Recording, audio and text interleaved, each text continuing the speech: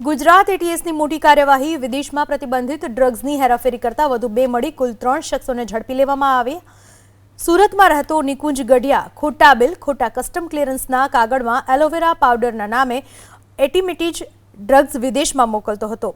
એટીમેટેડ drugs Thailand, Malaysia અને Singapore જેવા દેશોમાં પ્રતિબંધિત છે। પોલીસ તપાસ મુજબ આરોપી DWN બાયોસાયન્સના નામે અત્યાર સુધી 50 કિલો ડ્રગ્સ 3 વ્યક્તિઓને એક્સપોર્ટ કરી ચૂક્યો છે, જેની તપાસમાં વધુ 2 લોકોના નામ ખુલ્યા છે। ચેતન વાવડિયા અને ભૌતિક પદમણી, જેમણે પણ 50 અને 25 કિલો ડ્રગ્સ આ જ રીતે વિદેશમાં મોકલ્યું છે।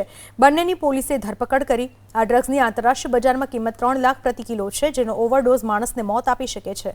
જોકે ભારતમાં આ ડ્રગ્સ NDPS એક્ટ કેટેગરીમાં નથી આવતું, જેથી વિદેશી ડ્રગ્સ માફિયા ભારતથી આ ડ્રગ્સ મગાવી વેચાણ કરે છે। ત્રણેય આરોપીઓ મલેશિયા અને થાઇલેન્ડના નાર્કો કાર્ટેલ્સના સભ્યો સાથે મળીને ડ્રગ્સ સપ્લાય કરતા। આ કેસમાં ભારત અને વિદેશના નાર્કો નેટવર્કના જોડાણો ખુલાસો થવાની શંકાના આધારે એટીએસ તમામ આરોપીઓની પૂછપરછ અને પુરાવાઓ એકઠા કરવા માટે કાર્યવાહી કરી રહી છે।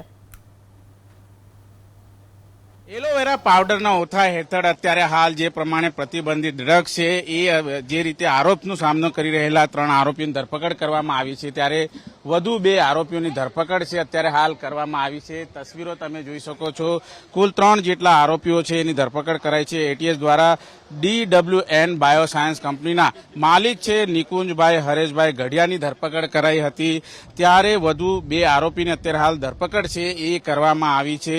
આરોપ છે કે તેઓ એલોવેરા પાવડરના નામે પ્રતિબંધિત એના લેજિસ્ટિક ડ્રગ્સ છે એ એટોમેટેડ મલેશિયા અને થાઇલેન્ડ મોકલતા હતા, એ પ્રમાણેનો આરોપ છે।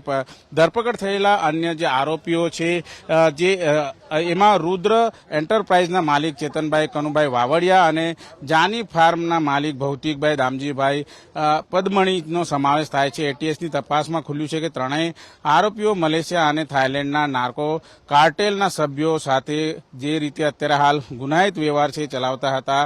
એટોમેટેડ એપીઆઈને એલોવેરા પાવડર એની સાથોસાથ ગિનોપોલ 24 અને કાર્બોમોરના નમૂના તરીકે છે એ મિસલેબલિંગ કરવામાં આવતું હતું, એ પ્રમાણેનો આરોપ છે। ત્યારે ખોટા ડોક્યુમેન્ટ બનાવીને કસ્ટમ મિસ ડિક્લેરેશન કરીને તે મુંબઈ એરપોર્ટથી એક્સપોર્ટ કરાયું હતું, એ પ્રમાણેનો આરોપ છે અત્યારે લાગી રહ્યો છે। આ ડ્રગ્સ મલેશિયા અને થાઇલેન્ડ પહોંચતા હતા અને જેમાં નાર્કો કાર્ટેલ્સના સભ્યો છે તેનો સમાવેશ થાય છે। એટીએસે મલેશિયા નાર્કો કાર્ટેલના સભ્ય મિસ્ટર ચુઆજી છુંગ ટાર્ગેટ કરીને જે તપાસના ધમધમાટ છે એ અત્યારે શરૂ કર્યા છે। ત્યારે તમામ જે 3 આરોપીઓ જે રીતે ગઈકાલે 1 આરોપીની ધરપકડ કરવામાં આવી હતી અને આજે 2 આરોપીને સુરતથી ધરપકડ કરવામાં આવી છે।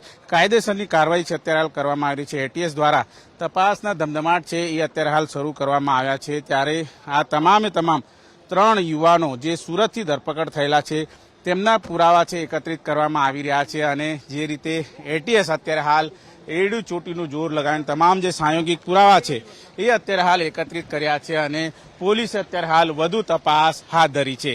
કેમેરામેન રાકેશ પાનવાલા સાથે ધનરાજ બાગલે, એબીપી અસ્મિતા, સુરત।